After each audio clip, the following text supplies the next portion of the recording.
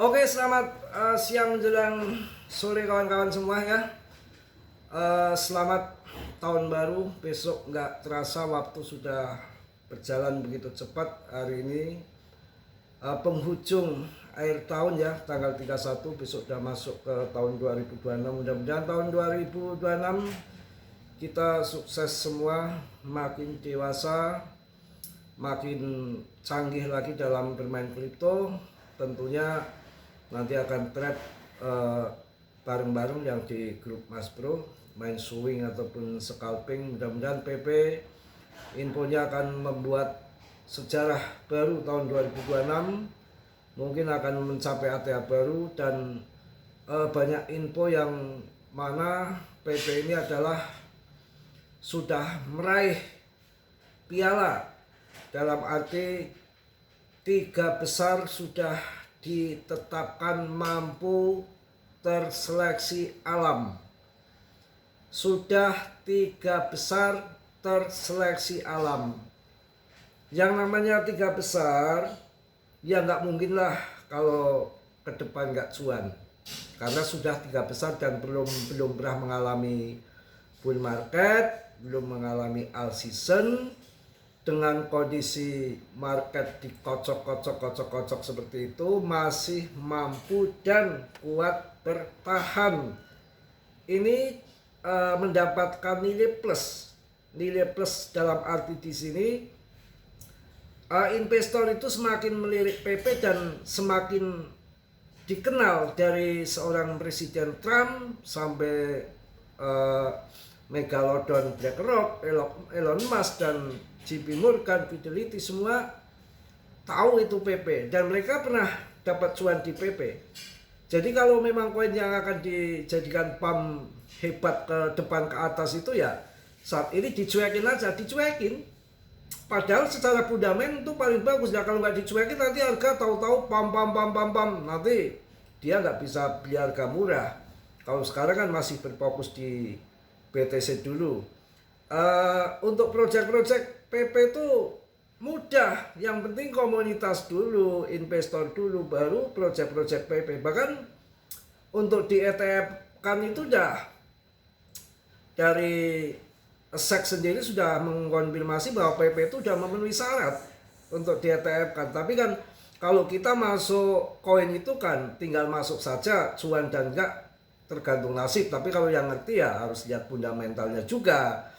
Maka bagi mereka masuk PP banyak seperti GZ yang sudah masuk banyak di situ, ataupun nanti ketika ada pihak barat yang akan mengadopsi lagi besar-besaran di koin PP itu, dia punya strategi. Ini kalau nanti gagal, keduluan disikat paus lain, gimana untuk mengembalikan modalnya? Kita ETF kan lah. Jadi dia ada skenario.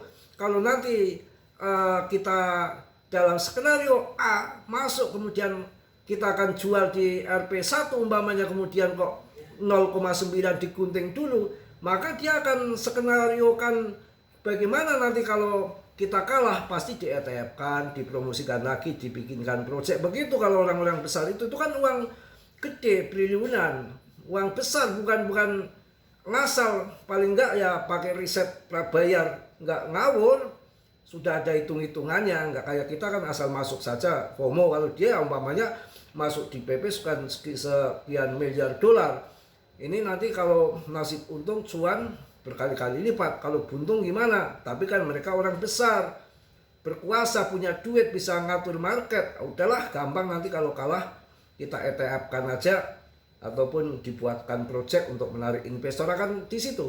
Jadi koin yang benar-benar brilian, PP itu brilian dan sudah terseleksi alam, maka holdernya juga terseleksi alam. Nanti yang akan bertahan, yang akan mampu bertahan dan akan mampu cuan besar dari PP tentunya juga holder-holder yang terseleksi alam. Karena dalam faktanya, dalam global, untuk komunitas kripto yang mampu jual di pucuk itu datanya cuma 3%.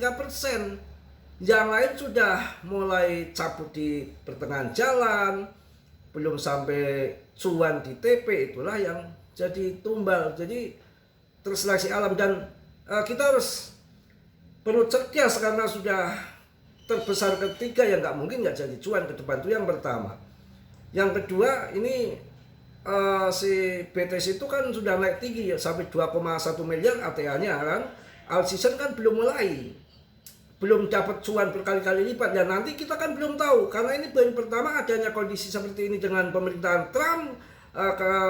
Pas ada ETF itu semua berubah, mereka kontrol. Ini nanti takutnya all season ini naiknya ugal-ugalan kan. Saya sudah sampaikan berkali-kali bahwa Binance Square sudah memberikan tuntunan, panduan bahwa nanti yang akan pump tahun 2026 ini banyak likuiditas besar yang akan masuk, termasuk di GameP, Finance yang berbasis RWA, blockchain itu akan dapat gelontoran dana. Jadi yang akan didanain itu udah nggak sembarangan ngasal project. Jadi yang ada utilitas nyata dalam dunia nyata itu di situ. Dan sudah memberikan info bahwa 30% dari aliran dana BTC nanti akan masuk ke altcoin. Nah, kita tinggalkan sekarang umpamanya tahu-tahu nanti pump besar bagaimana. Dan sudah diingatkan sama Grayscale juga bahwa siklus yang sebenarnya sekarang 5 tahun sekali, dan di tahun 2026 ini, dan kita nunggu juga undang-undang si Clarity Asset ini, yang mana itu kan memang dibutuhkan untuk investor-investor besar biar regulasinya itu jelas, termasuk dari pemerintahan Trump sendiri ya, maksudnya masuk ke adopsi untuk pemerintahan AS itu nanti udah nggak kena hambatan regulasi. Jadi nanti kalau si Trump sudah nggak jadi presiden itu nggak ada tuntutan di belakang kemudian, karena sudah ada undang-undang. Yaitu saya kira begitu. Memang ditunggu semua komunitas kripto dari tahun 2026 ini. Kemarin 2025 itu akhir tahun, ternyata ditunda sampai tahun 2026, tapi di kuartal pertama di Januari itu udah final katanya. Kemudian pemangkasan suku bunga masih berlanjut kelihatannya sampai tahun 2026. Jadi ini puncak terakhir ya, puncak terakhir tahun 2026 ini di, saya rasa paling-paling sampai bulan April lah, bulan 4 ya. Cukup, yang penting kita TP dulu, dan nanti masuknya tetap ke BTC kawan, jangan sikat altcoin. Nanti kita harus strategi ke depan itu harus BTC.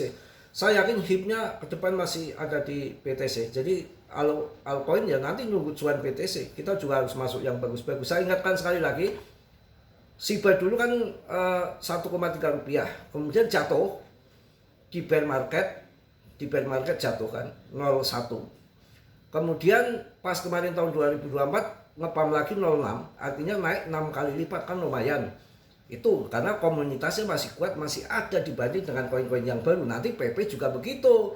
Setelah nanti di harga umpamanya 1 rupiah, kemudian pas bear market terjun banting dalam 0,1, kalian masuk 0,1, kemudian nanti setengah ATH kalian sudah dijual.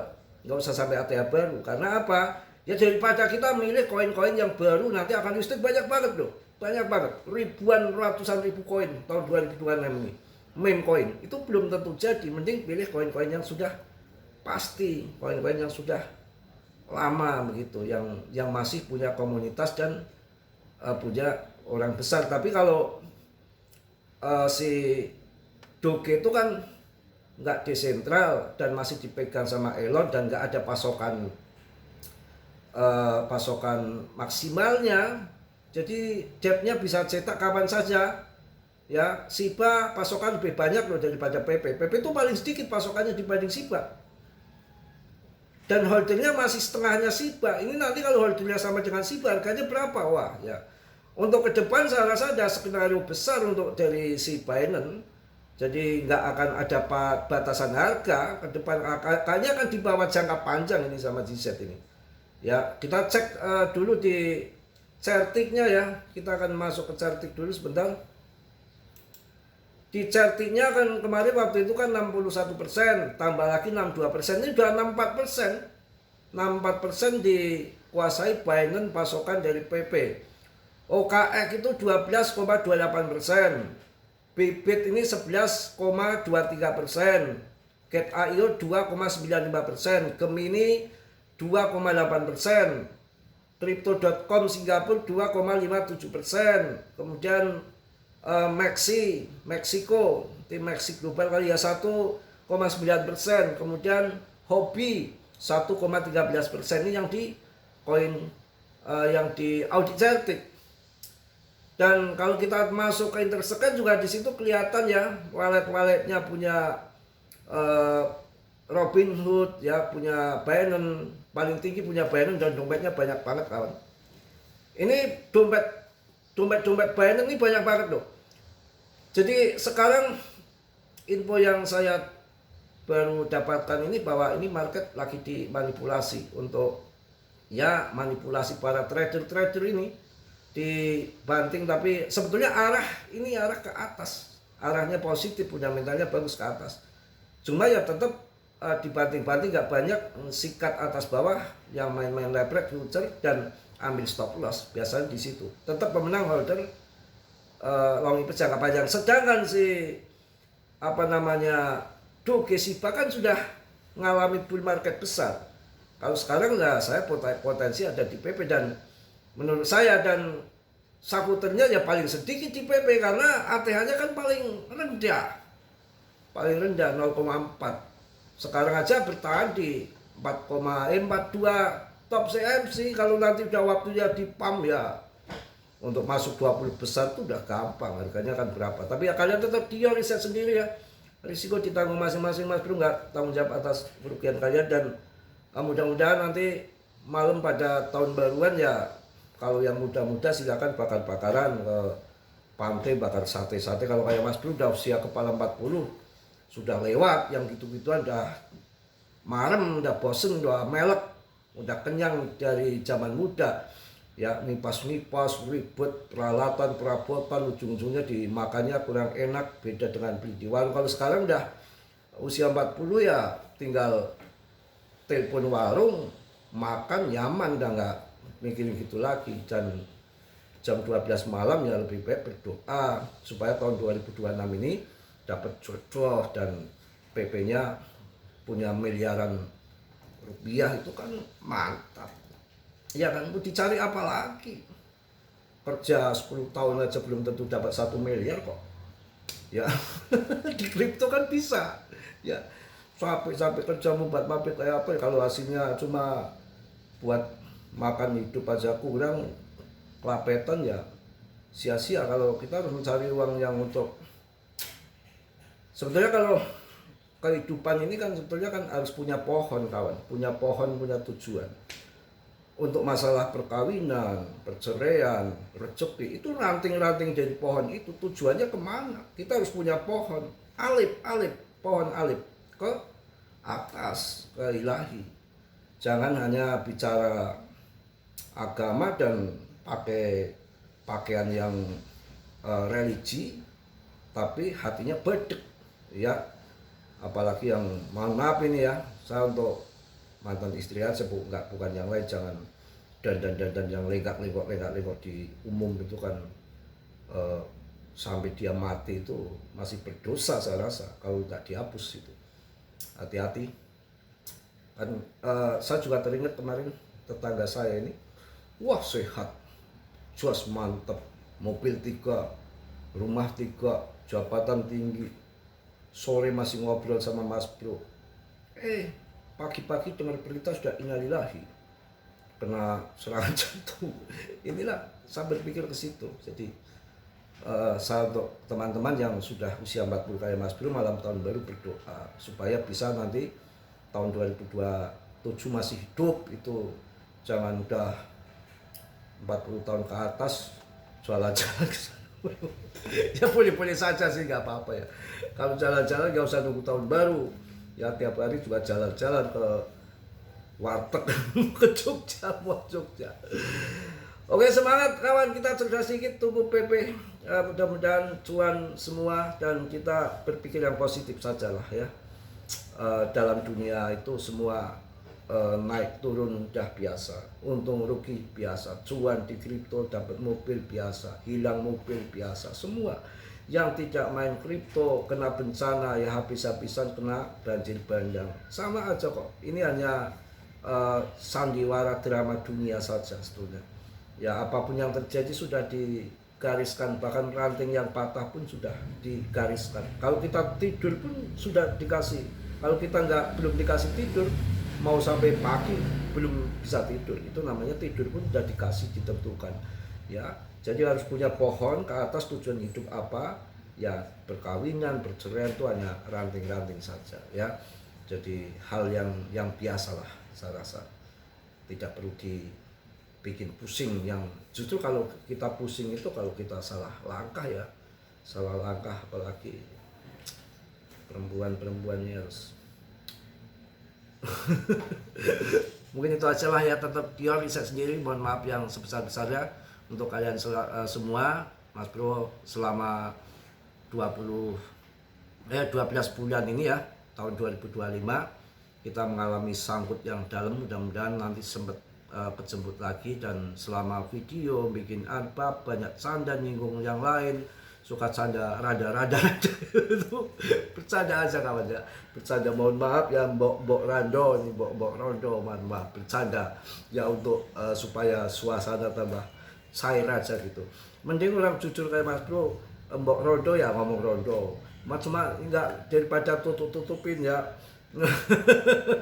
Foto juga apa adanya orangnya kan ada yang foto di filter, pamer foto segala macam, di trik ini itu buat apa? Itu membohongi manusia seluruh jagat dunia ya kan. Apa adanya aja, solo, nanti nggak ada beban, bebas bagaikan burung terbang. Aku ingin seperti elang.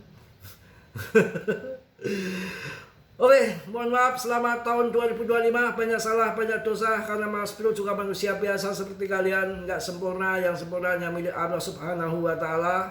Mudah-mudahan di tahun 2026 kita makin cuan, makin jaya, makin sukses, makin pinter dalam dunia kripto. Harus tahu koin-koin yang berfundamental, koin-koin yang nipu-nipu ya, yang kita harus tahu holdernya, komunitasnya, projectnya apa, diadopsi oleh berapa exchange, ada orang besar nggak di situ, tuh penting sekali. Terutama kalian harus ini saya udah ngomong bolak-balik loh, kalau nanti meledak koin CMC, mumpung harganya masih murah ya. Salam dari Tegal Mas Bro. Wassalamualaikum warahmatullahi wabarakatuh. Jos.